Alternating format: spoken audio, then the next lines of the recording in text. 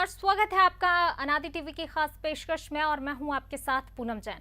अयोध्या में बनने वाले भव्य राम मंदिर को लेकर धन संचय अभियान शुरू हो रहा है। वीएचपी और श्री राम जन्मभूमि तीर्थ क्षेत्र ट्रस्ट से जुड़े लोग देश भर के करीब 5,50,000 गांवों तक पहुंचने की कोशिश करेंगे। इस दौरान करीब 13 करोड़ परिवारों से धन संग्रह का लक्ष्य रखा गया है। 15 जनवरी से लेकर 27 फरवरी तक देश भर में करोड़ों लोगों तक पहुंचने की कोशिश की जाएगी।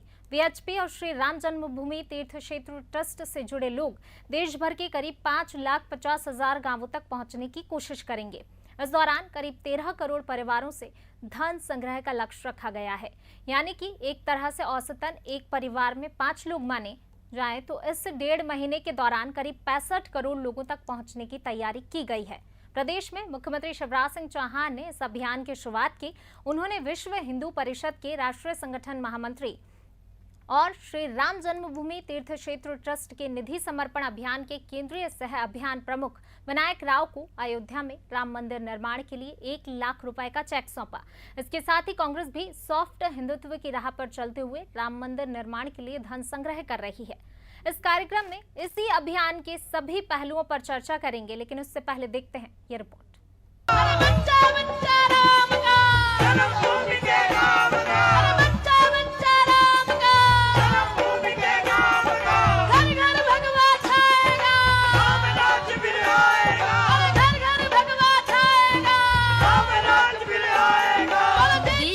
फिर माहौल राममय है। ठीक वही माहौल नजर आ रहा है जो 90 के दशक में राम मंदिर निर्माण के लिए बीजेपी के तत्कालीन राष्ट्रीय अध्यक्ष लालकृष्ण आडवाणी की रथ यात्रा के दौरान नजर आया था। ये माहौल रामनगरी अयोध्या में बनने वाले भव्य राम मंदिर के निर्माण के लिए शुरू हुए धन संग्रह अभियान से है। श्री राम जन्मभूमि तीर्थ क्षेत्र ट्रस्ट और वीएचपी ने मिलकर देश भर में राम मंदिर के निर्माण के लिए धन जुटाने का अभियान शुरू किया। ये अभियान करीब 1.5 महीने तक चलेगा और इसके तहत देश भर में करीब 13 करोड़ के परिवारों तक पहुंचने का लक्ष्य रखा गया है।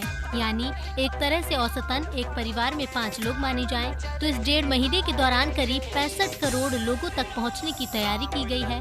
श्री राम मंदिर धन संग्रह अभियान के तहत 10 रुपए, 100 रुपए और 1,000 रुपए की पर्चियां दान देने वाले लोगों को दी जाएंगी। इन पर्चियों पर अयोध्या में बनने वाले भव्य राम मंदिर की तस्वीर के साथ ही श्री राम की छवि भी मौजूद रहेगी। जो भी लोग इस अभियान के तहत पैसा देंगे उनको ये रसीद दी जाएगी। वहीं 2000 से ज्यादा का योगदान करने वाले लोगों को एक अलग तरह की रसीद दी जाएगी, जिससे वो आयकर छूट का फायदा भी उठा सकते हैं।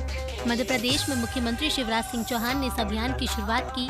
उन्होंने विश्व हिंदू परिषद के राष्ट्रीय संगठन महामंत्री और श्री राम जन्मभूमि तीर्थ क्षेत्र ट्रस्ट के निधि समर्पण अभियान के केंद्रीय सह अभियान प्रमुख विनायक राव को अयोध्या में राम मंदिर निर्माण के लिए 1 लाख रुपए का चेक सौंपा।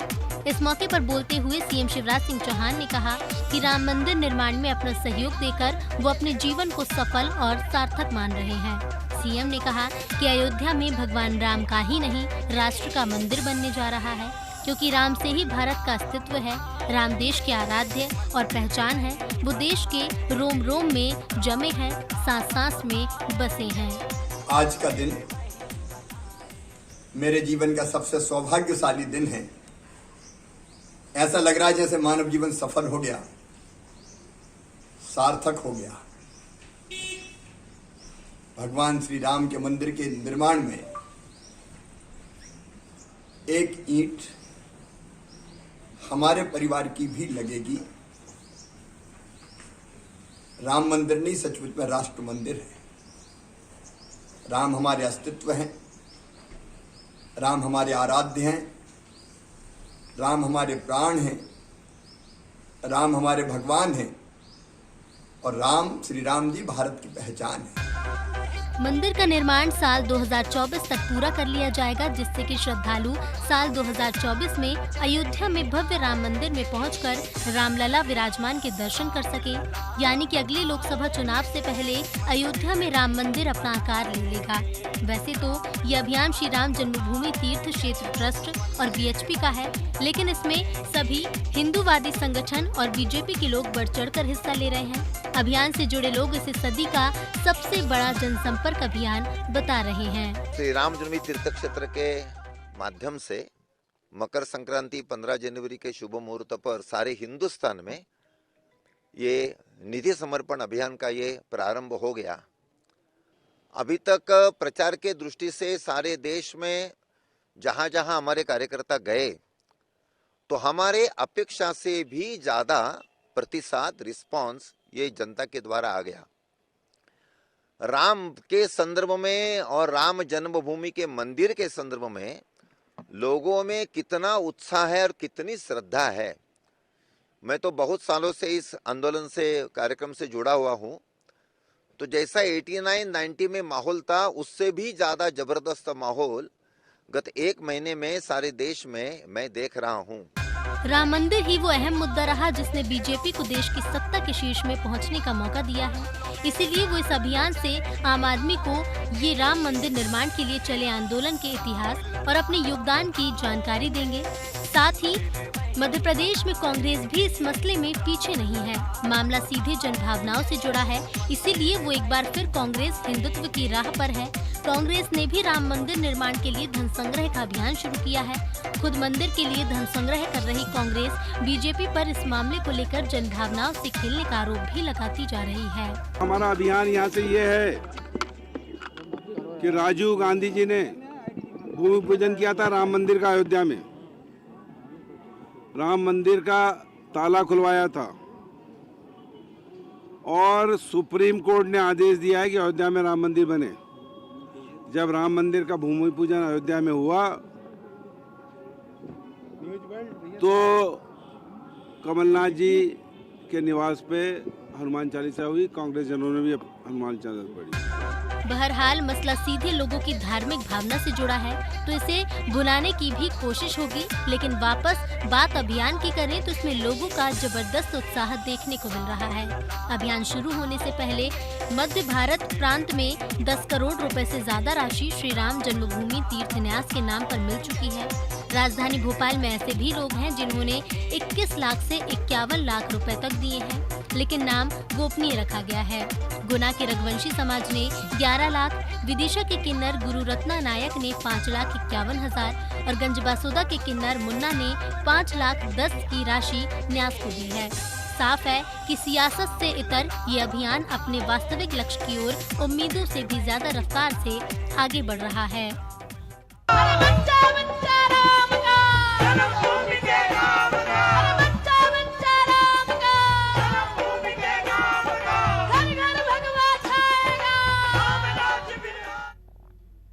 और इसी पर चर्चा करने के लिए हमारे साथ जो मौजूद हैं स्टूडियो में, हमारे साथ ब्रजेश चौकसी जी, ब्यूरो हेड। ब्रजेश जी, बात करें तो बिल्कुल धन संग्रह अभियान जो शुरू हो रहा है, यानी कि इस धन संग्रह अभियान में 1.5 महीने में 13 करोड़ परिवारों तक धन संग्रह का लक्ष्य रखा गया है। यानी कि अगर 13 करोड़ परिवारों तक पहुंचने का, यानी हर एक परिवार में औसतन 5 लोग माने जाए तो 65 करोड़ लोगों से धन संग्रह का जो है लक्ष्य रखा गया है। धार्मिक मुद्दा है, धार्मिक भावनाओं से जुड़ा हुआ मुद्दा है, लेकिन अगर इसे हम सियासी रूप में देखें तो किस तरीके से देखें? देखिए पूनम, यदि हम इसको सियासी रूप में देखेंगे तो आज की तारीख में भाजपा भी चंदा कर रही है और कांग्रेस भी चंदा कर रही है। और यदि हम सियासत से अलग इसको देखते हैं तो भगवान राम सबके प्रेरणा स्रोत हैं, हर हिंदू की आस्था के केंद्र हैं। वो हर महिला जो चाहती है कि उनका बेटा राम जैसा हो, और एक महिला चाहती है उनका पति राम जैसा हो, और पिता चाहते हैं कि उनका बेटा राम जैसा हो। तो राम हर व्यक्ति से जुड़ा है, हर हिंदू से जुड़ा है, हर हिंदू के आस्था का केंद्र है, सबके भगवान है वो। तो ये जो धन संग्रह का जो एक अभियान छेड़ा था वो इसी उद्देश्य से छेड़ा गया था कि भाजपा ने और आरएसएस ने और विश्व हिंदू परिषद ने बहुत लंबी लड़ाई लड़ी है इस मंदिर के लिए। तो हर व्यक्ति जब चंदा देगा तो सीधा उसका जुड़ाव होगा। ये वोट बैंक की राजनीति भी हो सकती है कि वोट बैंक की खातिर वो ये अभियान चला रहे हैं, क्योंकि ये वोट बैंक आज कांग्रेस को दिख रहा है। कांग्रेस भी इसका श्रेय लेना चाहती है। जिस तरह से हम पीसी शर्मा को सुन रहे थे, वो कह रहे थे कि राजीव गांधी ने ताला खुलवाया था, लंबी लड़ाई लड़ी, सुप्रीम कोर्ट के माध्यम से मंदिर निर्माण का लक्ष्य पूरा हो गया। यदि आज हम इसको सियासत से दूर रख देते हैं तब भी ये सब हिंदुओं की आस्था का केंद्र है। और यदि कांग्रेस इसमें चंदा कर रही है तो अच्छी बात है, लेकिन अब कांग्रेस को चंदा करने से वोट नहीं मिलने वाला। जिसको जो हासिल करना था वो कर चुके हैं, जिन्होंने ये लंबी लड़ाई लड़ी थी उनने श्रेय ले चुके हैं वो। आप ये सोचिए कि एक तरह से उदाहरण लीजिए कि यदि भगवान राम वनवास गए थे और उनके साथ बानरों ने युद्ध लड़ा, श्रीलंका पे फतेह की, तो जश्न मनाने का हक अयोध्या वासियों को है और हर हिंदुओं को है जो मंदिर निर्माण का जश्न मना रहे हैं। तो उसमें कांग्रेस भी शामिल है। राम किसी एक के नहीं है, किसी सियासत के नहीं है, किसी भाजपा के या कांग्रेस के नहीं है, वो हर हिंदू के हैं, हर व्यक्ति के हैं जो उनमें आस्था रखता है।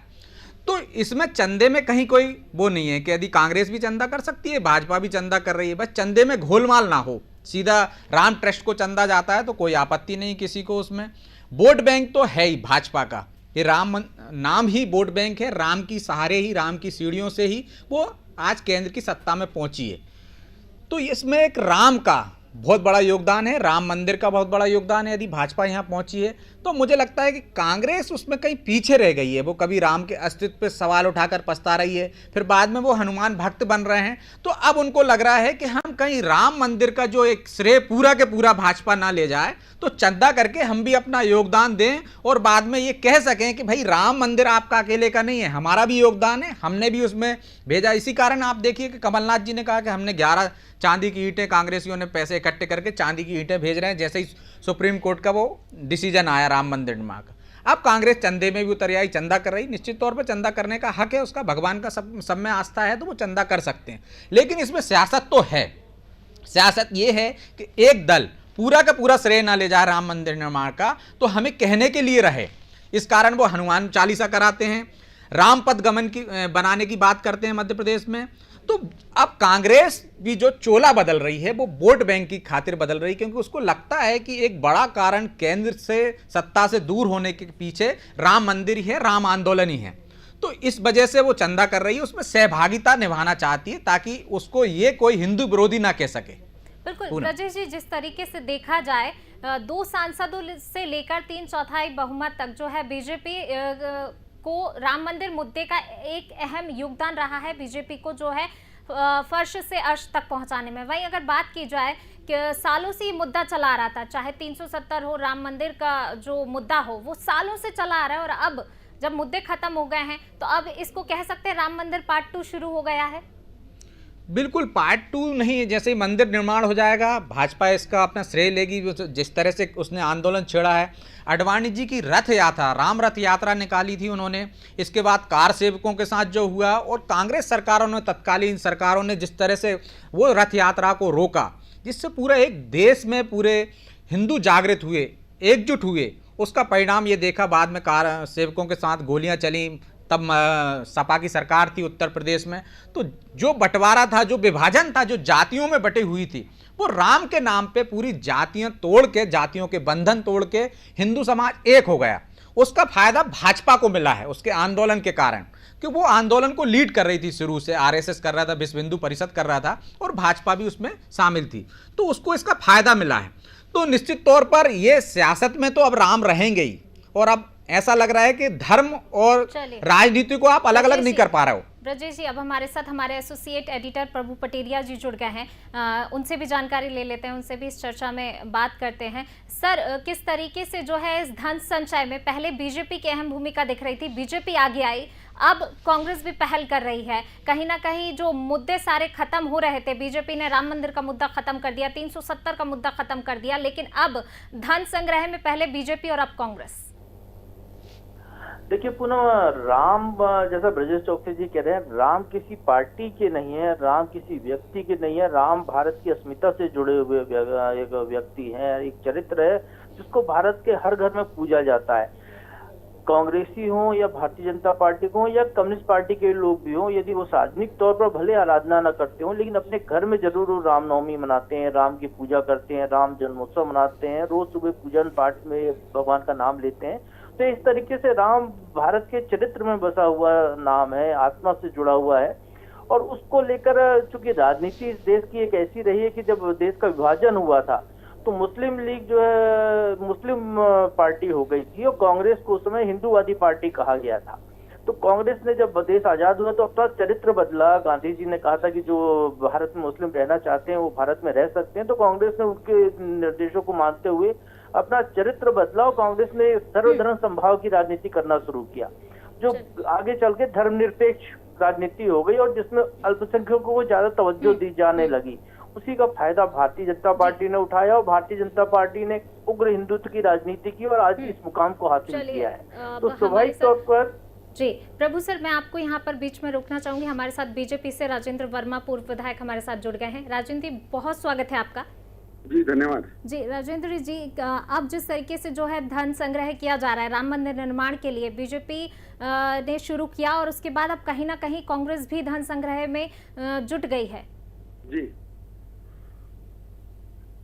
देखिए, राम हमारे कण कण में विराजमान है, राम हमारे गौरव के प्रतिमान है, और राम मंदिर के लिए जो धन संग्रह हिंदू समाज कर रहा है उसमें हर हिंदू की भागीदारी हो, और वो जो राम का भव्य मंदिर बने उसमें हर हिंदू ये कह सके कि इस मंदिर में मेरा योगदान है, ये मेरा मंदिर है, इस मंदिर में मेरी हिस्सेदारी है, और वो समस्त हिंदू समाज का मंदिर बने। इसके लिए भारतीय जनता पार्टी हो, चाहे विश्व हिंदू परिषद हो, या हमारा अनुसांगिक संगठन हो, सब लोग धन संग्रह के लिए निकल रहे हैं समाज के बीच में। क्योंकि आप खुद जानते होंगे भोपाल में कि लक्ष्मी नारायण का मंदिर है, लेकिन लोग उसको आज भी बिरला मंदिर के नाम से जानते हैं, क्योंकि उसमें जनता की भागीदारी नहीं है, वो बिरला जी ने मंदिर बनाया था। इसलिए राम का मंदिर केवल सरकार का मंदिर नहीं हो, समस्त हिंदू समाज का मंदिर हो। इसलिए हम समाज के बीच में जा रहे हैं और समाज से ये कह रहे हैं कि जो राम का मंदिर आपका बनने वाला है उसमें आप अपना समर्पण दीजिए, अपना योगदान दीजिए। जी राजेंद्र जी, हमारे साथ हमारे एसोसिएट एडिटर प्रभु पटेरिया जी भी जुड़े हुए हैं, वो भी आपसे सवाल लेना चाहते हैं। जी जी जी राजेंद्र जी, राम कण कण में विद्यमान है, सभी लोग उसके लिए योगदान दे रहे हैं, राम मंदिर के लिए बहुत अच्छी बात है, लेकिन कांग्रेस भी यदि इसमें सहभागिता करनी चाहती है तो भारतीय जनता पार्टी को क्यों आपत्ति है? क्यों भाजपा के लोग उस पर फिर सवाल उठाते हैं? क्यों कांग्रेस के लोगों को भाजपा पर फिर आरोप लगाने की जरूरत पड़ती है? देखिए, राम का मंदिर पिछले 70 सालों से किसी ने रोका तो पूरा देश का हिंदू समाज जानता है कि कांग्रेस के कारण रुका था। राम मंदिर के लिए और कांग्रेस का शुरू से ही हिंदुत्व विरोधी एजेंडा है। वो आपको मैं याद दिलाना चाहता हूं कि जब मनमोहन सिंह देश के प्रधानमंत्री थे तो उन्होंने कहा था कि देश के जितने संसाधन हैं उस पर सबसे पहला हक किसी का है तो वो अल्पसंख्यक समाज का है। कांग्रेस ने हमेशा हिंदू मुसलमान को बांटने का काम किया है। कांग्रेस यदि शुद्ध मन से, साफ मन से, निर्मल मन से यदि धन संग्रह के लिए आती है तो हम उनका स्वागत करते हैं, लेकिन इसमें भी कहीं ना कहीं उनकी राजनीति है, इसलिए ये आपत्तिजनक है, इसमें इसलिए हम लोगों की आपत्ति है। जी जी सर, कमलनाथ जी भी सुंदरकांड का पाठ करते हैं, वो भी हनुमान भक्त हैं, और भारतीय जनता पार्टी से पहले कांग्रेस ने लीड लिया, उसने पहले मध्य प्रदेश में धन संग्रह शुरू कर दिया है। तो आप अभी भी कांग्रेस पर आरोप लगा रहे हैं। यदि वो भी राम भक्त हैं तो उनको स्वीकार करना चाहिए भाजपा को कि उनको सहभागिता उनकी भी साथ मिले। बिल्कुल स्वीकार है, लेकिन चुनाव के समय हनुमान जी का सुंदरकांड क्यों याद आता है? चुनाव के समय राम मंदिर इनको क्यों याद आता है? चुनाव के समय राहुल गांधी क्यों मंदिर जाते हैं? मेरा ये कहना है कि अभी परसों कल हमारा मकर संक्रांति का त्योहार था, क्यों राहुल गांधी कहीं नहीं दिखे? उसके पहले हमारा गुड़ी पड़वा का त्योहार आता है, क्यों राहुल गांधी तिल गुड़िया गुड़ धनिया बांटते हुए नहीं दिखते हैं? केवल मंदिर के समय जनेऊ पहन लेने से कोई हिंदू नहीं हो जाता है। हिंदू तो बनने के लिए, हिंदू समाज को जीने के लिए पूरे अंतर मन से आपको हिंदू बनना पड़ेगा। हिंदू समाज का मन आप तब जीत पाएंगे। जी चलिए प्रभु पटेरिया जी, बहुत बहुत शुक्रिया आपका हमारे साथ चर्चा में जुड़ने के लिए। और वहीं ब्रजेश जी और राजेंद्र जी, आप दोनों जुड़े रहिए। ब्रजेश जी का अगला सवाल राजेंद्र जी से है। ब्रजेश जी, क्या सवाल पूछना चाहेंगे?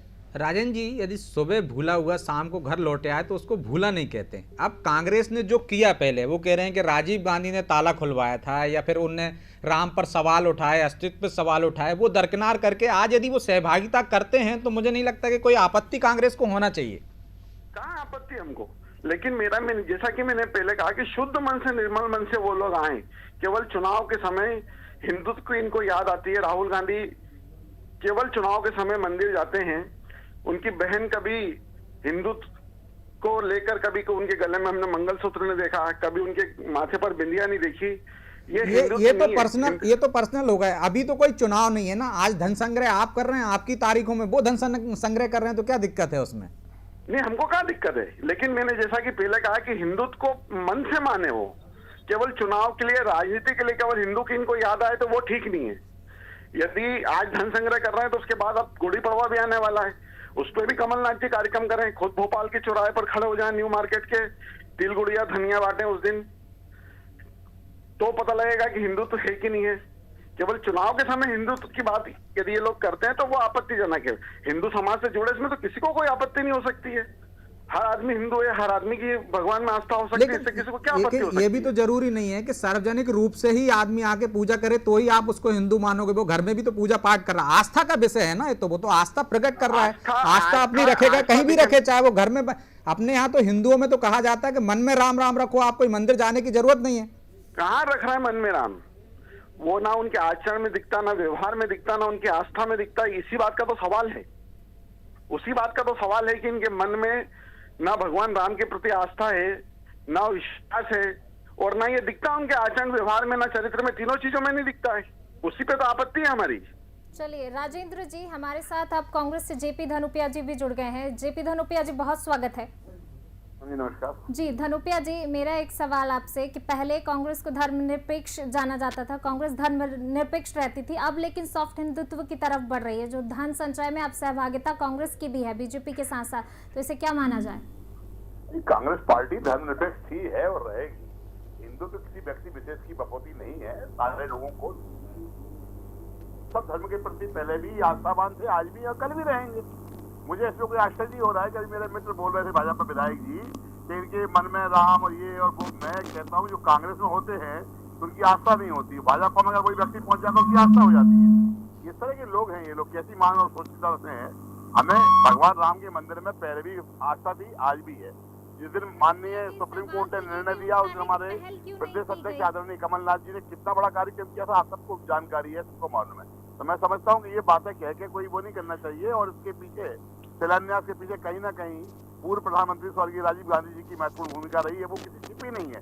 तो ये सारी बातें कांग्रेस और बीजेपी और दूसरी पार्टी में बांट कर नहीं देखना चाहिए। धर्म का काम धर्म के हिसाब से करना चाहिए और धार्मिक आस्थाओं के प्रति सबका सम्मान बना रहना चाहिए। हमें किसी आलोचना नहीं करना चाहिए। धर्म हमारा ही है, हमारे लिए रहेगा, ऐसा नहीं है। धर्म सबका है, सबके लिए है, सबका रहेगा। राजेंद्र जी क्या कहना चाहेंगे? जेपी धनुपिया जी को आपने सुन लिया। देखिए कि मेरा फिर कहना है कि लोग क्या है, जब ये राजीव गांधी जी का कह रहे हैं कि उन्होंने मंदिर के ताले खुलवाए थे, तो इस बात के लिए भी कांग्रेस दोषी है कि 70 साल से और इसके आज तक राम मंदिर को रोकने का काम कांग्रेस की सरकार ने किया। क्यों सुप्रीम कोर्ट का फैसला नहीं आया? क्यों कांग्रेस ने जाकर सुप्रीम कोर्ट में हलफनामा दिया कि राम का अस्तित्व नहीं है, हम उसको नहीं मानते, समुद्र का जो पुल बनाया था भगवान राम ने, हम उसको नहीं मानते हैं? ये किसने कहा था? किसने कहा था कि 10 साल प्रधानमंत्री मनमोहन सिंह के समय में कि सारे संसाधनों पर केवल हक अल्पसंख्यक वर्ग का? ये किसने किया था? देश को किसने बांटा? मेरा कहना यह है कि हिंदुत्व यदि है तो हिंदुत्व आचरण और व्यवहार में दिखना चाहिए। अभी गुड़ी पड़वा आएगी, कोई कांग्रेस का नेता आपका नहीं दिखेगा। केवल भाजपा और हमारा समाज के बीच में केवल हम हिंदुत्व के साथ चले जाएं, हिंदुत्व हमारे साथ आ जाए, ये इस डर के कारण है। और देश का समस्त हिंदू समाज में आज राम मंदिर को लेकर उत्साह है। पूरा हिंदू समाज और पूरा भारतवर्ष आज राम मंदिर निर्माण की प्रतीक्षा कर रहा है। कांग्रेस अपने वोट बैंक नहीं खिसक जाए, उस वोट बैंक की राजनीति के चलते केवल सॉफ्ट हिंदुत्व के लिए हुई है, इसके पीछे कांग्रेस का और कोई अन्य कारण नहीं है। जी ब्रजेश जी, कितना सहमत है आप इन दोनों की बात? हमने सुन ली है। हालांकि पार्टियां, दोनों ही पार्टियां एक एक करके जो है अब धन संग्रह में आगे आई हैं, लेकिन किस तरीके से देखा जाए? देखिए, धन संग्रह करना कोई गलत नहीं है। यदि कांग्रेस में जो लोग हैं वो भी राम को मानते हैं, सबकी आस्था उसमें, धन संग्रह सब देना चाहते हैं। किसी मंदिर निर्माण, हमारे यहाँ क्षेत्र में कोई मंदिर निर्माण होता है तो हर आदमी से चंदा किया जाता है, जिसकी आस्था होती है। घर घर में हम यदि कोई यज्ञ कर रहे हैं तो उसमें भी दिया जाता है। उसमें कोई कांग्रेस और भाजपा नहीं देखती। ये एक समाज का काम है, एक हिंदू वर्ग का काम है, और उसकी जिसकी आस्था राम में है वो सब चंदा दे सकते हैं, उसमें कहीं आपत्ति नहीं होना चाहिए। लेकिन जिस तरह से राजेंद्र जी कह रहे हैं कि कांग्रेस में कि ये वोट की खातिर आज चंदा इकट्ठा कर रहे हैं, तो ये सवाल धनोपिया जी से जरूर बनता है कि आप वोट के खातिर अब आ गए हैं। राम जी पहले अस्तित्व पे सवाल उठा रहे थे आप, और आज वोट चाहिए आपको, इसलिए इसके पहले कहां थे? धनुपिया जी, पहल आपकी तरफ से क्यों नहीं की गई? फिर कांग्रेस भी तो पहल कर सकती थी ना, बीजेपी ने इन मुद्दों को खत्म कर दिया। हर चीज न्यायिक प्रक्रिया के अंतर्गत हुई है। माननीय उच्चतम न्यायालय ने निर्णय दिया है, तो क्या बीजेपी कह रही है कि उन्होंने उनके कहने पर माननीय उच्च न्यायालय ने निर्णय दे दिया उच्चतम न्यायालय ने? अरे न्यायालयीय प्रक्रिया को तो हम कम से कम निष्पक्ष रहने दे भाई। न्यायालय में जो कोई प्रकरण चल रहा है उसको कोई कांग्रेस बीजेपी क्या करेगी? और 2014 में आए थे ये लोग, 2014 में केंद्र में पहुंचे थे। 6 साल तक आदरणीय प्रधानमंत्री नरेंद्र मोदी जी क्या करते रहे थे भाई? एक अध्यादेश जारी करके भी उसको नहीं ठीक कर पाए थे। न्यायालय के निर्णय वाली बात तो छोड़ दीजिए, ये सिर्फ कहते हैं। और वास्तविकता ये है कि ये चाहते हैं कांग्रेस पार्टी, तो कांग्रेस पार्टी नहीं, कांग्रेस पार्टी में जो हिंदू धर्म को मानने वाले लोग हैं वो पहले भी इनके साथ थे, भगवान राम के मामले में आज भी है। और भारतीय जनता पार्टी ने ऐसी कोई ट्रेडमार्क नहीं करा दिया कि साहब किसी भाजपा ही करेगी, दूसरा नहीं करेगा। और मैं जहाँ तक चंदा वसूली की बात कर रहा हूँ, तो चंदा वसूली तो एक साफ साफ कहना है कि धर्म के नाम पर चंदा देना, मंदिर निर्माण में योगदान देना हर आदमी अच्छा से होता है और कर रहे हैं, करेंगे, हम भी करेंगे, मैं भी दूंगा। लेकिन ये पहले 1200 करोड़ रुपए उस समय हुआ था भगवान राम के मंदिर के नाम पर, जो बीएसपी ने चंदा करा था, बीएसपी ने, वो कहाँ है भाई? वो तो बता 1200 करोड़ रुपया।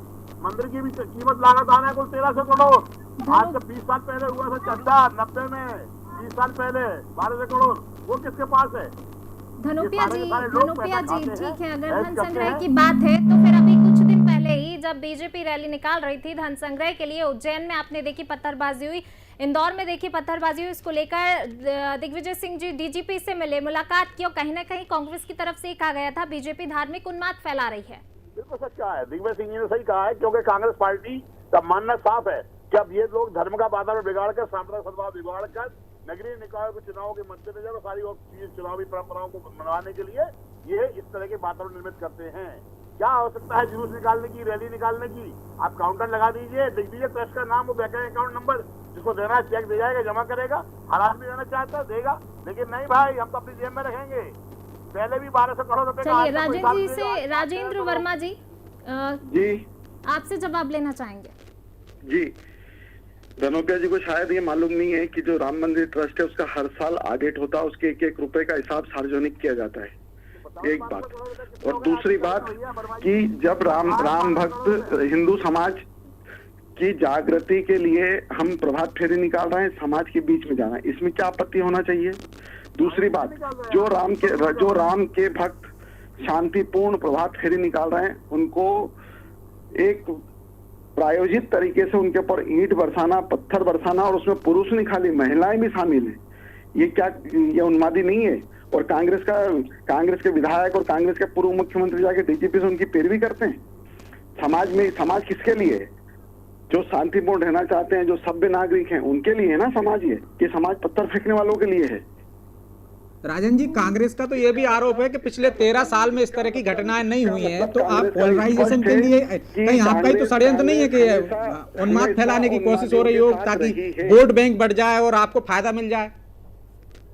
देखिए, हमने कभी वोट बैंक के लिए राजनीति नहीं की। जिस दिन भारतीय जनता पार्टी की स्थापना हुई, हम तब से कह रहे हैं कि हर खेत को पानी, हर हाथ को काम, गरीब अनुसूचित जाति की झोपड़े में सुविधा तमाम, और अयोध्या में श्री राम। ये हम आज से नहीं कह रहे हैं, जब से भारतीय जनता पार्टी बनी तब से हम कह रहे हैं। धारा 370 हटाएंगे, हम आज से नहीं कह रहे हैं। जब से श्यामा प्रसाद मुखर्जी बलिदान हुए तब से हम कह रहे हैं कि धारा 370 हटाएंगे। ये हमारे घोषणा पत्र में है, ये हमारे मैनिफेस्टो में है, उस पर हम काम कर रहे हैं भाई, और ये हमारा अधिकार है। हम भारतीय जनता पार्टी के कार्यकर्ता हैं, समाज के बीच हम घोषणा पत्र लेकर जा रहे हैं, और समाज के बीच हम इस बात के लिए वोट मांगते हैं कि यदि धारा 370 हटाना है, राम के मंदिर का आपको निर्माण करना है, तो आप आइए, भारतीय जनता पार्टी को समर्थन दीजिए। और एक बार नहीं, दो बार जनता ने हमको समर्थन दिया। एक बार 285, दूसरी बार 303। ये भारतीय जनता पार्टी के प्रति जनता का समर्थन है।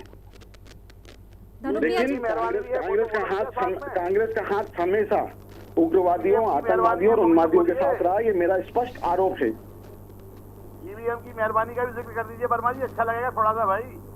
ईवीएम मैया की कितनी मेहरबानी हुई आप लोगों पर, वो भी तो बताइए आप लोग। राजेंद्र जी जी क्या कहेंगे? ईवीएम जी, मेरी आवाज सुन नहीं पाया मैं। धनुपिया जी अपनी बात पूरी कीजिए। मैं वही कह रहा हूँ, ईवीएम मैया के बारे में तो पूछा इनसे कि क्या कहना चाह रहे हैं ये, काय के बारे में? ईवीएम मैया के बारे में थोड़ा सा बता दीजिए। ईवीएम नहीं, आवाज नहीं आ पा रही उनकी बराबर, मुझे आवाज नहीं आ पा रही है। राजेंद्र जी ईवीएम के बारे में पूछ रहे हैं। ईवीएम के बारे में मुझे तो यार आप सब लोग जानते हैं। जाना, अंदर गाड़ी खड़ी करूंगा। मैं खुद भी 3 चुनाव लड़ा हूँ, 2 बार में चुनाव जीता, इस बार में हारा, लेकिन हम कभी ईवीएम को दोष नहीं देते। हम महाराष्ट्र में हारे तो हमने ईवीएम को दोष नहीं दिया, लेकिन जब ईवीएम से जीतते तो कांग्रेस के पेट में ही दर्द क्यों होता है? जब राजस्थान में आपकी सरकार बनी, छत्तीसगढ़ में आपकी सरकार बनी, तो क्या वहां भी ईवीएम गलत था? मैं धनोपिया जी से पूछना चाहता हूँ कि वहां पर भी ईवीएम गलत था क्या? वहां पर आपने आपत्ति क्यों नहीं बताई? ईवीएम पे दोष देना मतलब इनका अध्यक्ष जो है राहुल गांधी, वही पार्टी के प्रति गंभीर नहीं है।